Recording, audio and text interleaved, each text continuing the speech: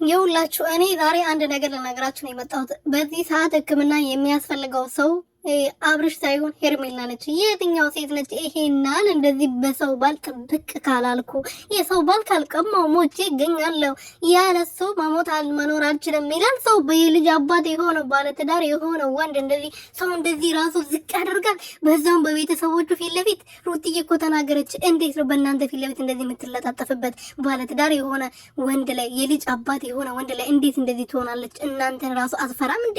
ለራሷ ክብር የላትም እንዴ ብላ ተናገረች ዛሬ ማለት ነው። ምን አይነቱ ማፈሪያ ነሽ ግን አንቺ ሴትዮ። ሰላም ቤተሰቦች እንዴት ናችሁልኝ? እኔ በጣም ደህና ነኝ እግዚአብሔር ይመስገን። በያላችሁበት ሰላማችሁ ይብዛልኝ። ለዚህ ቻናል ለዚህ ቤት አዲስ የሆናችሁ ሰብስክራይብ፣ ሼር፣ ላይክ እያደረጋችሁ ቤተሰብ እንድትሆኑ በትህትና እየጠየቅኩኝ እንግዲህ እንደተለመደው አብርሽ ወደ ውዜ ቤት ገብቷል።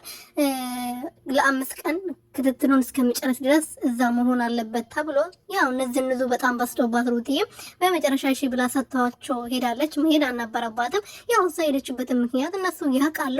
ለምን ሩትዬ ወደ ቤት እንደመለሷት ያው አብርሽ ነው እኔ ወደ ቤት ተመለሽ ያላት ከቪዲዮ በፊት ማለት ነውና፣ ምክንያቱም አልታመማ። ግን በበሽታ እንደዚህ ባትቀልዱ ጥሩ ነበረ፣ ደስ ይለን ነበረ። ምክንያቱም በበሽታ መቀለድ ስንቱ በበሽታ እየተሰቃየ ባለበት ሰዓት እናንተ ጤነኛ ሆናችሁ አንተ ጤነኛ ሆነክ እንደፈለክ እየበላክ እንደፈለክ እየጠጣክ ራስ ላይ ባታማሩ ጥሩ ነበረ። ወንድማችን ጀግና